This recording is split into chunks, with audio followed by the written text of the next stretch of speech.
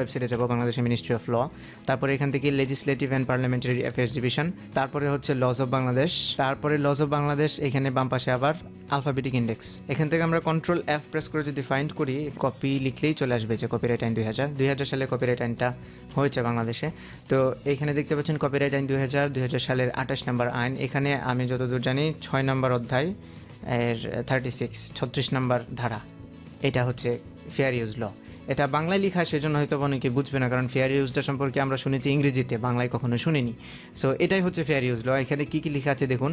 সম্প্রচার সংস্থা এবং সম্পাদনকারীর অধিকার। এখানে প্রথমে বলা হয়েছে নিম্নোক্ত কার্যাবলী দ্বারা কোনো সম্প্রচার পুনরুৎপাদন অধিকার ও সম্পাদনকারীর অধিকার লঙ্ঘিত হইয়াছে বলিয়া গণ্য হইবে না।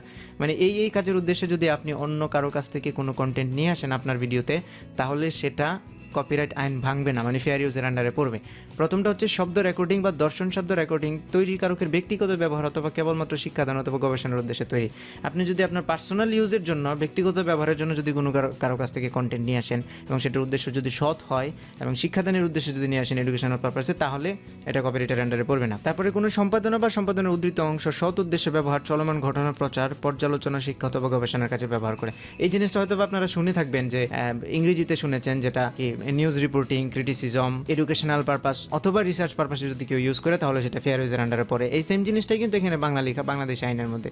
তারপরেও যেহেতু আমরা বাংলাদেশ থেকে কন্টেন্টগুলো বেশিরভাগই ইন্টেনশন বাংলাদেশ থেকে নেওয়ার, সেই জন্য আমি আর কি বাংলাদেশের আইনটা আপনাদেরকে দেখাচ্ছি। অভিযোজন এবং সংশোধনী সহ অনুরূপ অন্যান্য কার্য হতে ধারা 72 আছে। এখানে যে 72 নম্বর ধারাটা আছে 13 নম্বর অধ্যায়ের মধ্যে পড়ে, এই যে 72 নম্বর ধারা। এখানে অনেক কিছু লেখা আছে, আমি সবগুলো পড়েছি। তো আমি জাস্ট রিসার্চ পারপাসে এগুলো পড়েছি। আপনারা চাইলে, আমি জাস্ট আপনাদেরকে সোর্সটা দেখাই দিলাম, আপনারা চাইলে এটা পড়তে পারেন। সো আমি এখান থেকেই জাস্ট এখানে যে লেখাগুলো আছে এই জিনিসগুলোই আপনাদেরকে আমি বুঝাবো যে কী কী শর্ত এবং কী কী জিনিস মেনটেন করলে আপনি ফেয়ার ইউজের আন্ডারে ইউজ করতে পারবেন কোনো সমস্যা ছাড়া। ওকে, তো আমরা ইউটিউবে যাই। ইউটিউব কি বলছে ফেয়ার ইউজ নিয়ে? Course typically focus on whether the use is transformative, that is whether it adds new expression or meaning to the original, or whether it merely copies the original. Commercial uses are less likely to be considered fair, though it is possible to monetize the videos and still take advantages of the fair use defense. এর মানে হচ্ছে আপনি যে ভিডিওটা use করছেন সেটা কি transformative পারপাসে কিনা। আপনি যে একজনের থেকে একটা কন্টেন্ট নিয়ে আসলেন, নিয়ে আসার পরে সেটা আপনার ভিডিওতে ইউজ করলেন, আপনার ভিডিওতে সেই কন্টেন্টটা নিয়ে আসার পরে আপনার পুরো ভিডিওটা চেঞ্জ হয়ে গেল, নাকি আপনি যে কন্টেন্টটা নিয়ে আসছেন অন্যের থেকে কপিরাইটেড কন্টেন্টটা, সেটা জাস্ট আপনার ভিডিওটাকে রিপ্রেজেন্ট করার জন্যই সেটা ইউজ করছেন। এটা হচ্ছে পারপাস। জিনিসটা একটুখানি গোলায় যাচ্ছে হয়তো আপনাদের কাছে, আমি জিনিসটা আরও ক্লিয়ার করে দেবো আস্তে আস্তে। তারপরে এখানে বলছে কমার্শিয়াল ইউজ যদি করেন তাহলে সেটা ফেয়ার ইউজের আন্ডারে পড়ার সম্ভাবনা খুবই কম, কিন্তু সেটা যদি পার্সোনাল ইউজ করেন তাহলে সেটা বেশি। তবে ইউটিউবে সেটা মনিটাইজ করতে পারবেন ফেয়ার ইউজের আন্ডারে ডিফেন্স করে। এখানে কমার্শিয়াল ইউজ বলতে কমার্শিয়ালি কিন্তু অনেকভাবে ইউজ করা যায়। আপনি চাইলে কোনো কন্টেন্ট সেল করা যাবে না, কিন্তু ইউটিউবে মনিটাইজ করা যাবে ফেয়ার ইউজের ডিফেন্সের মাধ্যমে। তারপরে using material from primary factual works is more likely to be fair than using purely fictional works.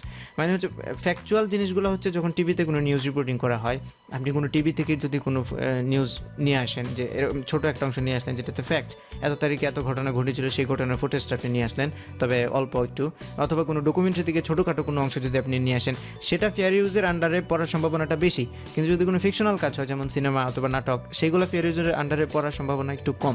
Borrowing small bits of material from an original work is more likely to be considered fair use than borrowing large portions. মানে হচ্ছে আপনি যদি কোনো video থেকে কম অংশ নিয়ে আসেন তাহলে সেটা ফেয়ার ইউজের আন্ডারে পড়ার সম্ভাবনা বেশি, যদি আপনি বেশি অংশ নিয়ে আসেন তাহলে সেটা ফেয়ার ইউজের আন্ডারে পড়ার সম্ভাবনা কম।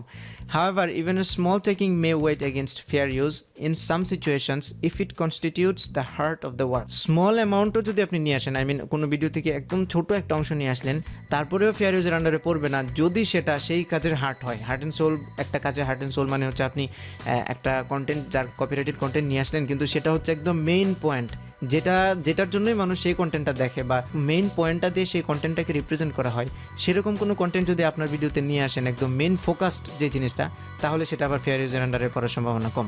Uses that harm the copyright owner's ability to profit from his or her own work. এর মানে হচ্ছে আপনি কারো কাছ থেকে কোনো একটা কন্টেন্ট নিয়ে আসলেন, কিন্তু আপনার ভিডিওতে ইউজ করার পরে দেখা গেছে তার ভিডিওতে ভিউ হয় না, কিন্তু আপনার ভিডিওতে বেশি ভিউ হয়ে যাচ্ছে। এর কারণে তার প্রফিটটা কমে যাচ্ছে, কারণ আপনি তার ভিডিওটা নিয়ে এসে আপনার ভিডিওতে ইউজ করছেন এবং সেটা এরকমভাবে ইউজ করছেন যে তার কন্টেন্টটার জনপ্রিয়তা কমে গেছে, আপনারটা বেড়ে গেছে।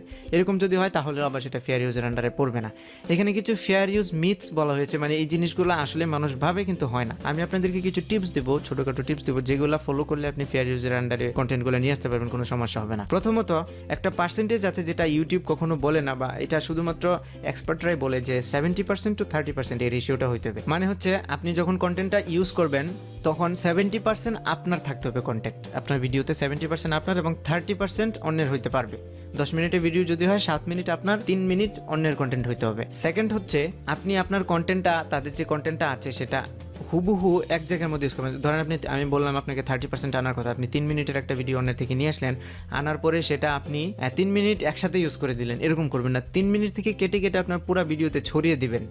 সাপোজ প্রথমে একটুখানি, মাঝখানে একটুখানি, আপনার কন্টেন্টটা সেভাবে বানাতে হবে যেন 3 মিনিট একসাথে না হয়। তারপরে হচ্ছে ভিডিওটা চেষ্টা করবেন আপনার ফুল স্ক্রিন না করার, পুরো স্ক্রিনের মধ্যে ভিডিওটা না দিয়ে চেষ্টা করবেন যে যেমন আপনার রিয়াকশন ভিডিও দেখে থাকবেন, রিয়াকশন ভিডিওর মধ্যে যখন কোনো ট্রেইলারের রিয়াকশন দেবে, কোনো ভিডিও রিয়াকশন দেয়, তখন তারা কিন্তু সেটা ফুল স্ক্রিন করে দেখায় না, ছোট করে নিচের দিকে দিয়ে দেয়। আপনারা চেষ্টা করবেন যদি পারেন সেভাবে ইউজ করবেন। ফুল স্ক্রিন ইউজ করা যাবে না এরকমটা বলে না, তবে সেফ থাকার জন্য, কেন সেফ থাকতে হয় এটাও আমি ভিডিওর শেষে বলবো।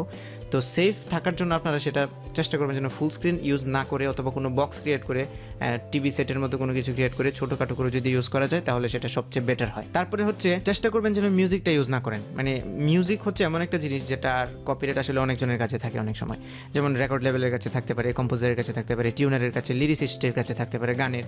সো এই জিনিসগুলো খুবই কমপ্লিকেটেড হয়। আপনারা চেষ্টা করবেন মিউজিকটা অ্যাভয়েড করার, যতটা পারেন অ্যাভয়েড করবেন।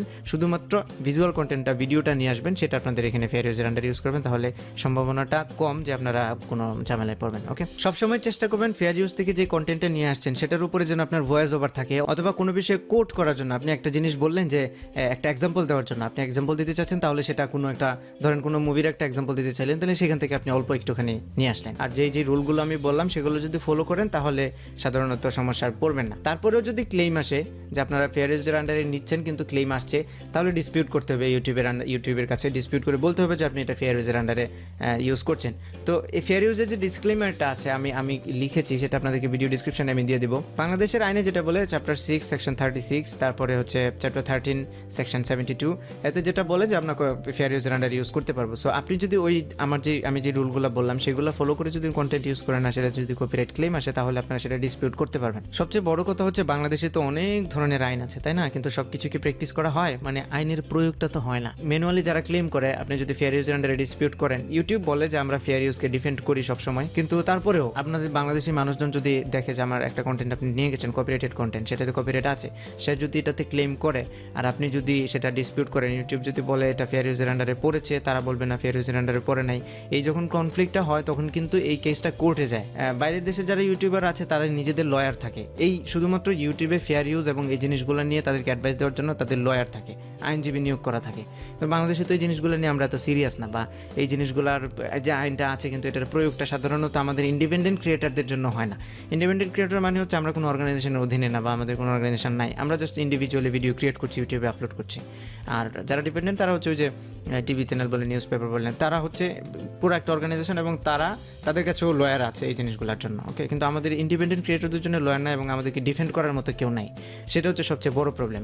এখন বাংলাদেশে কেউ যদি আপনার সেই ক্লেমটাকে রিফিউজ করে দেয়, কাউন্টার নোটিফিকেশন পাঠিয়ে দেয়, তখন কিন্তু আমরা সেটা কোর্টে নিয়ে যেতে পারবো না। আমাদেরকে মানে কোর্টে যাওয়ার আগে আমরা হেরে যাবো, কারণ আমরা জানি কে যাবে এসব আইনি লড়াইয়ের মধ্যে, এই ছোটোখাটো বিষয় নিয়ে কেউ যাবে না।